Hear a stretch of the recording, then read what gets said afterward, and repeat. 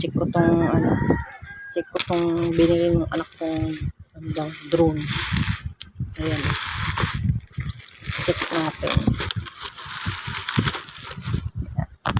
Bumili siya ng drone. Kasi gusto niya daw magpalipad niyan. Ewan ko. So, niyang paliparin sa ano, pag umuwi ng probinsya, guys. Dali. Ang hirap pag isang kamay lang nagbubukas. So, yun yung hirap isang kamay lang. Wala kasi tayong stand na. Ito na siya, guys. The moment of truth. Ayan, guys. Yung, yung ganda. Ayan. Ito yung ano. Ito, guys, yung controller niya. Malaki rin, ah. Di battery. Yung battery ko. Tatlong battery. Double E battery. Ganyan siya. Ganyan, Tapos, ito yung pinaka-drone na, guys. Ayan. Yung hélice niya. Yung hélice ito. Tatlo. Apat pala. Apat siya, guys. Ayan.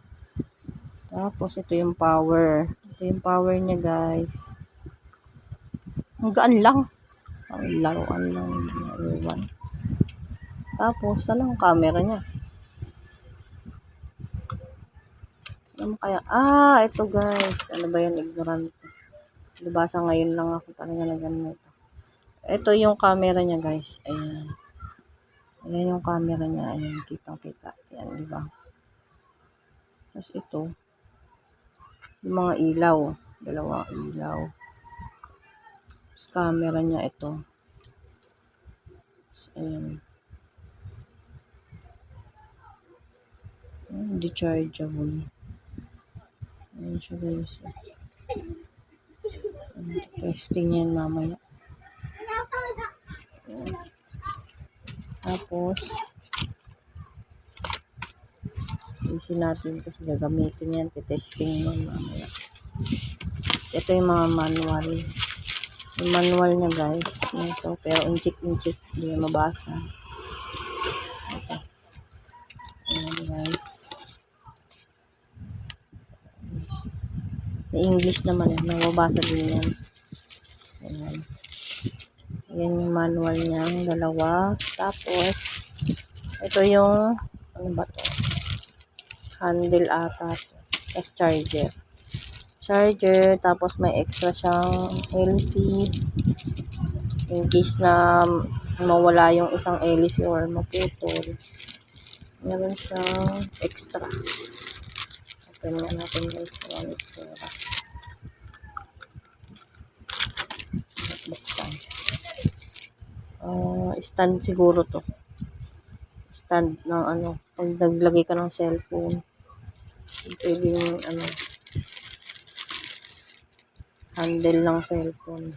Handle ng cellphone. Kulang alam kasi kabibili nga lang yung Junakis ko. Tapos may kasama siyang screw. Ayun. Screwdriver, guys, naman. Ito. Ikot na screwdriver. Maliit. Ito na. Ayun. Ito, guys. Ito na. May screwdriver siyang kasama. Ayun. Diba? Ang galing. May drone na siya. Tagal niya na yan gusto bilhin. Nag-abono pa ako ng 200 plus. Kulang yung pera niya. Ayan, guys. So, binili niyang drone. Ayan, o. Tagal niya na yan gusto bilhin na drone na yan. Kasi trip niya daw magpalipad niyan pag umuwi ng probinsya. Ayan, guys, yung drone. Diba? Inipon-ipon niya yung baon niya. Para lang mabili tong drone na to. Na pinapangarap niya bilihin. Ayan, guys. Diba? Inipon niya yung mga baon niya. Tipid-tipid talaga siya yan para mabili niya lang yan. Ayan, guys. Diba?